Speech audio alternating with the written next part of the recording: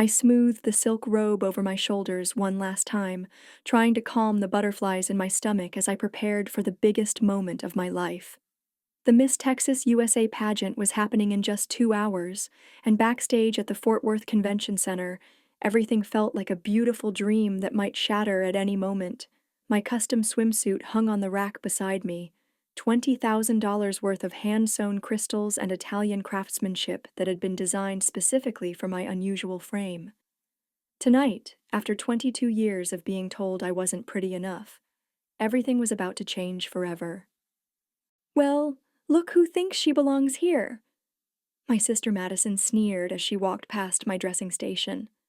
Her own swimsuit, a standard pageant piece that cost maybe $500, looked perfectly acceptable on her traditionally beautiful figure. "I still can't believe you actually made it this far. Must be some kind of mistake." Behind her, my cousin Brittany nodded in agreement, adjusting her own competition suit with practiced ease. Both girls had been doing beauty pageants since they were 5 years old, collecting small-town crowns and regional titles throughout East Texas. They knew every pose, every smile, every trick to win over judges. Their bedroom walls were covered with sashes and trophies from Miss Teen Dallas, Miss Rose Festival, Miss Azalea Trail, second and third place finishes that had built their entire identity around being the pretty ones in the family.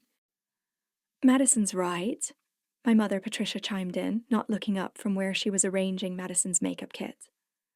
"I don't know what that agent was thinking when he spotted you at auditions. You're just so different from the other girls here," she said mockingly. I remembered that day at the preliminary auditions in Dallas. We'd only gone so Madison and Brittany could try out for the state pageant. I was supposed to carry their makeup bags and cheer them on from the sidelines, like always. But while they were practicing their walks, talent scout David Thompson had approached me in the waiting area. "Excuse me," he'd said, looking me up and down with professional interest. "Are you here to audition?" Before I could answer, Madison had rushed over. "Oh no, she's not competing!" Madison interrupted loudly. "She's just here to support us. She doesn't really have the look for this kind of thing." "Actually," David had insisted, still studying my face and frame, "I think she'd be perfect. The judges are looking for something fresh this year, someone who breaks the traditional mold." My mother had laughed nervously, her voice lined with forced politeness, as she said, "That's very kind. But Sophia isn't really pageant material. She's never done this before, and she doesn't have the training or experience. Sometimes natural beauty and authenticity matter more than training," David had interrupted. "I really think she should audition." Brittany had stepped forward then, her voice dripping with fake concern. "We appreciate the interest, but Sophia just isn't built for this kind of competition. She doesn't fit the beauty standards that these pageants look for." But David had been persistent. "Miss, I've been scouting for 15 years and I know potential when I see it. You have something special, the bone structure, the height, the presence. The pageant world is changing and you could be exactly what they're looking for." In the end, he'd practically insisted I fill out the application, even as my family continued to protest that I wasn't suited for it. And here I was, 6 months later, about to prove them all wrong. Different. That had been the word my whole life. Too tall, too thin, too angular.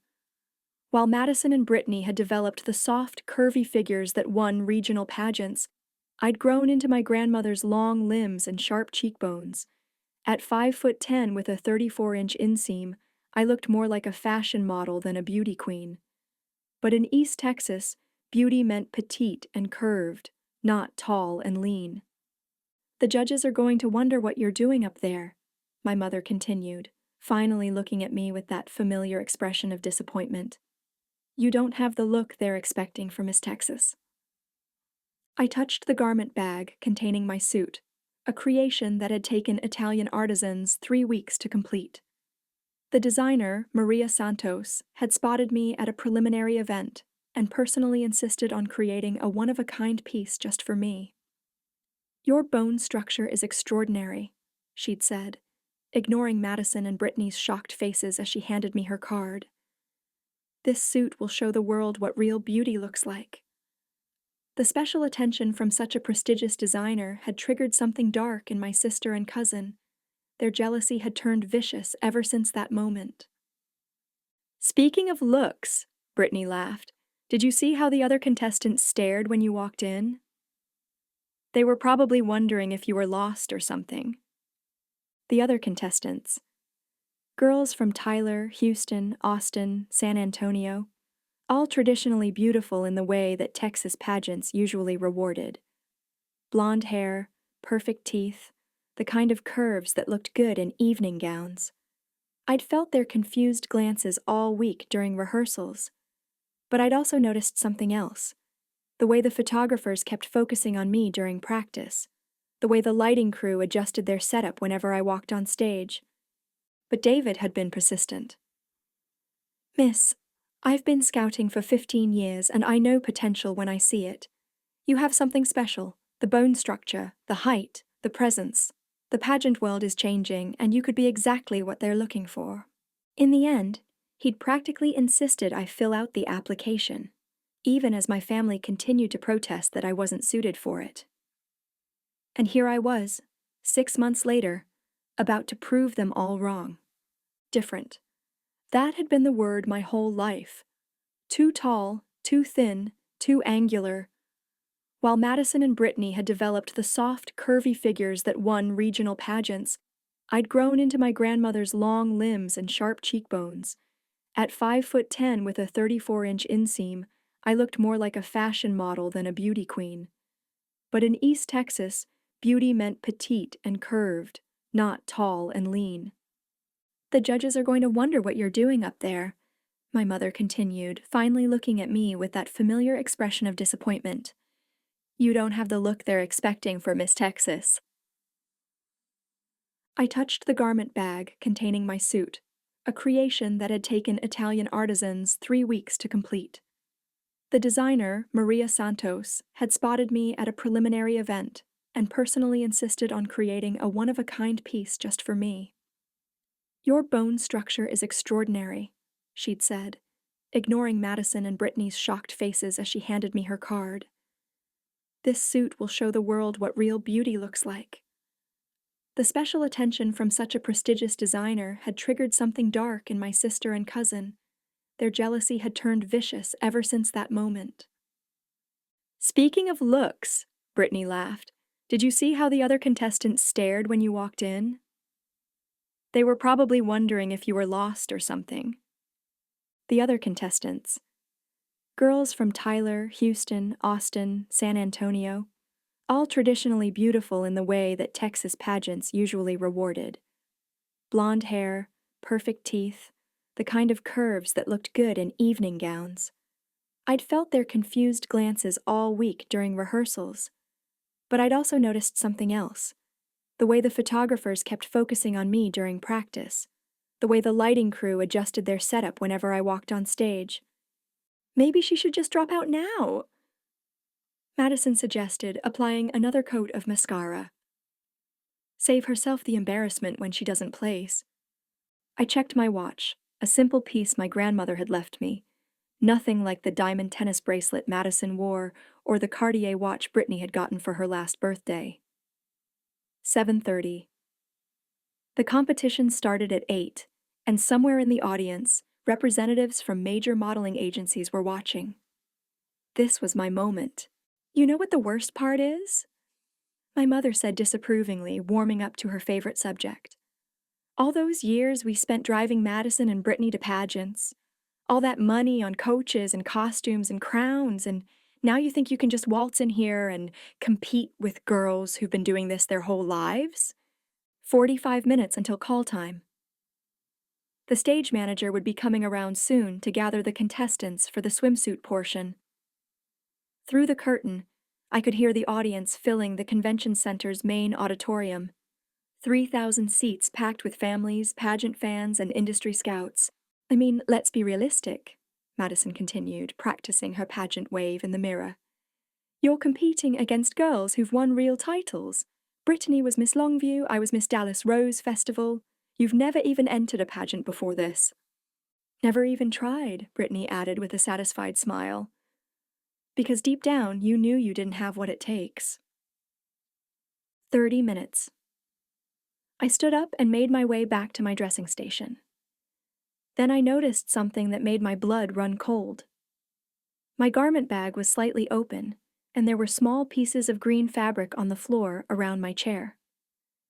I unzipped the bag completely and pulled out my swimsuit. There, along the back seam, was a clean tier designed to hold just long enough to humiliate me the moment I walked. "What's the matter, honey?"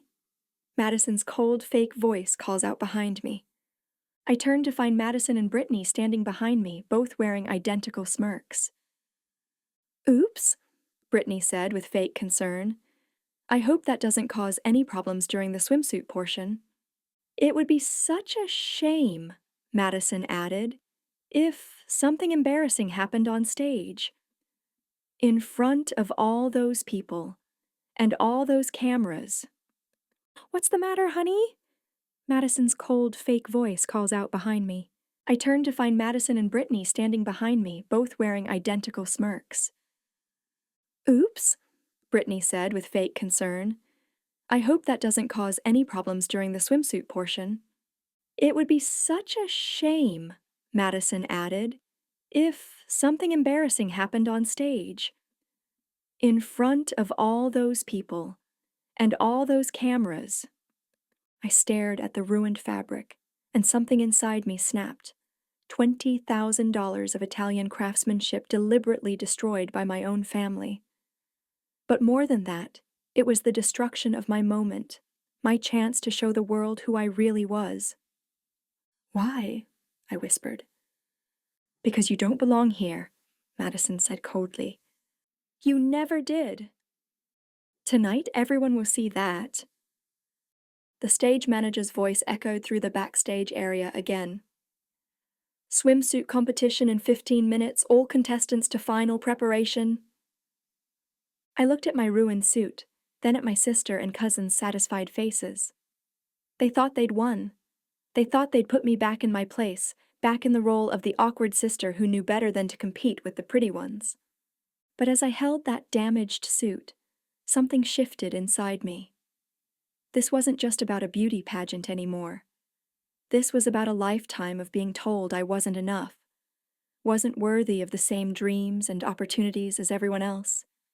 "You know what?" I said, looking up at Madison and Brittany. "You're right. I don't belong here." They exchanged triumphant glances. "I belong somewhere bigger." Before they could respond, I walked out of the changing room to my car. If they wanted to play dirty, they'd picked the wrong girl to mess with. 15 minutes later, I stood in the wings for the swimsuit competition, wearing my backup suit, a stunning white creation that flowed like water and made me look like a goddess. Maria Santos had gifted it as a second surprise, something even more breathtaking than the original. It wasn't technically part of standard swimsuit protocol, but I didn't care.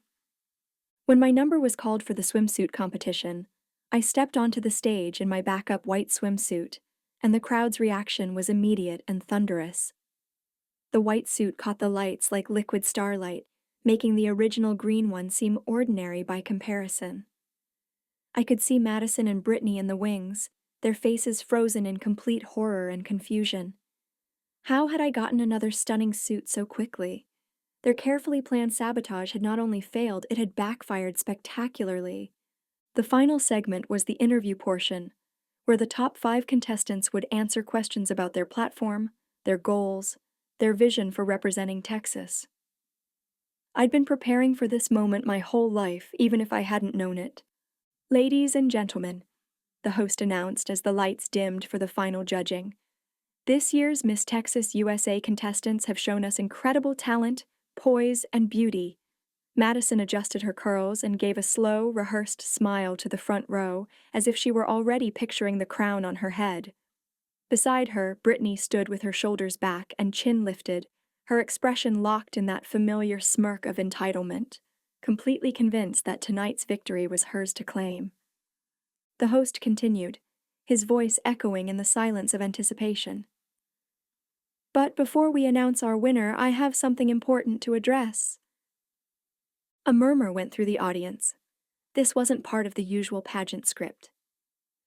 Earlier this evening, during the swimsuit competition, we discovered that one of our contestants was the victim of deliberate sabotage. Security footage shows two individuals entering contestant number 47's dressing area and damaging her competition suit. The convention center fell completely silent. I could feel Madison and Brittany tense beside me, their confident smiles faltering. The individuals responsible have been identified as contestant number 12 and contestant number 23, Madison Williams and Brittany Williams. Both contestants are hereby disqualified from this competition and banned from all future Texas pageant system events. The audience gasped. Madison's face went white, and Brittany started to protest, but security was already moving toward them. This kind of behavior, the host continued, represents everything that beauty pageants should stand against. True beauty comes from character, from kindness, from lifting others up instead of tearing them down. I watched in stunned silence as Madison and Brittany were escorted from the stage. In the audience, I could see my mother Patricia looking mortified, her perfect pageant mom image crumbling in real time. Beauty is not just about physical appearance, the host went on. It's about the strength to overcome adversity, the grace to handle challenges, and the character to do what's right even when no one is watching. He paused, looking directly at me. Which brings us to our winner. This year's Miss Texas USA is contestant number 47, Sophia Williams of Dallas. The world exploded into lights and music and applause. I felt the crown being placed on my head, the sash draped across my shoulders, the bouquet of roses pressed into my arms. But more than that, I felt the weight of a lifetime of doubt and insecurity lifting off my shoulders. As I took my winner's walk, I could see the audience on their feet, phones and cameras capturing every moment. In the VIP section, I spotted Maria Santos wiping away tears, and next to her, representatives from major modeling agencies already making calls. The next morning, I woke up in my hotel room to find my phone buzzing with notifications.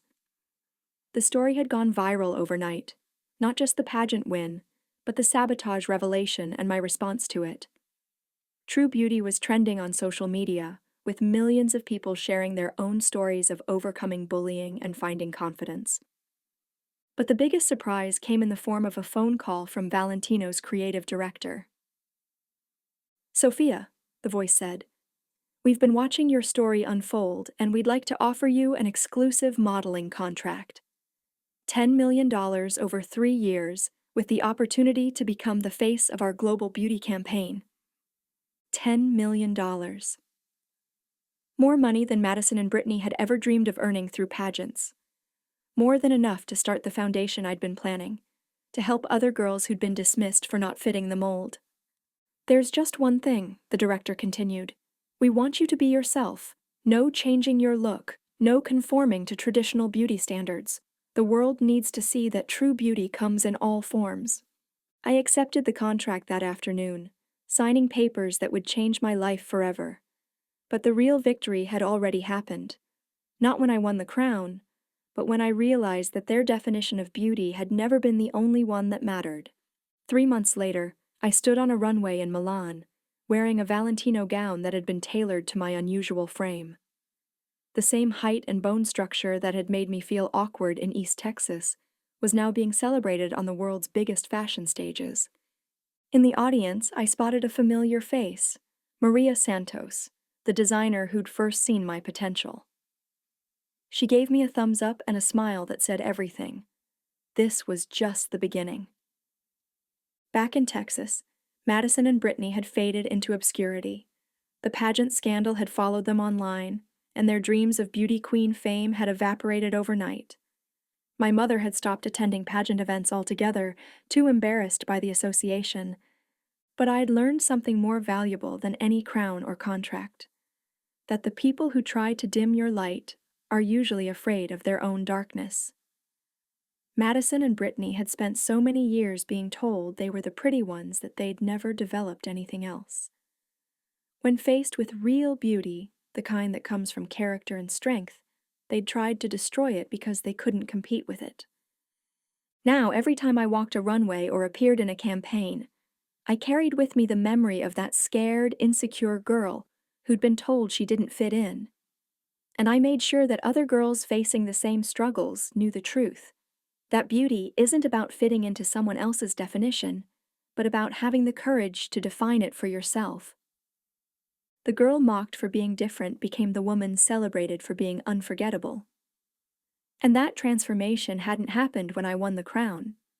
It had happened the moment I stopped letting their opinion outweigh my own.